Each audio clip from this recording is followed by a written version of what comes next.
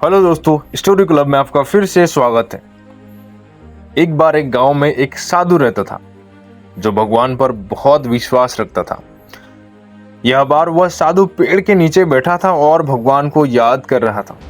तो अचानक वहां बाढ़ आ गई। चारों तरफ पानी ही पानी। सब लोग अपने आप को बचाने के लिए ऊपर पहाड़ की तरफ भागने लगे। उनमें से एक आदमी देखा कि इस हालत में भी साधु जी भगवान की तपस्या कर रहे हैं। वह सोचा कि यह अपने आप को बचने के लिए कहीं जा क्यों नहीं रहे हैं। तो उस साधु से बोला, अरे आप कहीं जा क्यों नहीं रहे हो?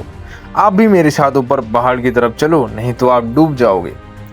साधु बोले, अरे हमें क्या होगा, मैं भगवान की इतनी तपस्या करता हूँ, मुझे कुछ नहीं हो सकता, मुझे भगवान अपने आप बचाएगा। धीरे धीरे पानी साधु के कमर तक आ गया। अब लोग वहां से नाव लेकर निकलने लगे। तो उनमें से एक ने साधु से कहा, अरे पानी आपके कमर तक आ गया है, आप हमारे साथ चलो। तो साधु ने कहा कि नहीं नहीं, भगवान मुझे अपने आप बचाएगा। और वह नाव वाला भी वहां से निकल गया।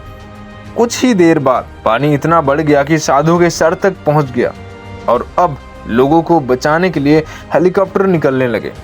एक हेलीकॉप्टर साधु के पास आया जो कि आखिरी हेलीकॉप्टर था। साधु के पास नीचे रस्सी फेंकी और बोला, इसे पकड़ो और ऊपर आ जाओ, नहीं तो आप डूब जाओगे। यह आखिरी हेलीकॉप्टर है और आपके पास में दूसरा कोई रास्ता नहीं है बचने के लिए।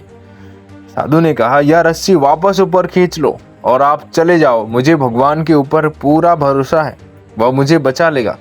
पानी काफी ऊपर आ गया, पेड़ डूब गया और साधु भी डूबने लगे और उसकी मौत हो गई।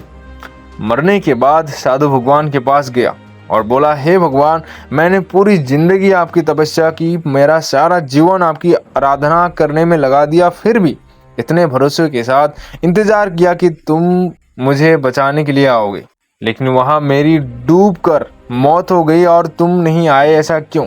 भगवान मुस्कुरा कर बोले, अरे मूर्ख इंसान, एक नहीं 3 बार आया था, वो तीनों बार में ही तो था। पहला पैदल आया, दूसरा नाव के द्वारा आया और तीसरा हेलीकॉप्टर के द्वारा, लेकिन तुमने मेरा एक भी अवसर पहचाना नहीं। किसका इंतजार कर रहे थे आप?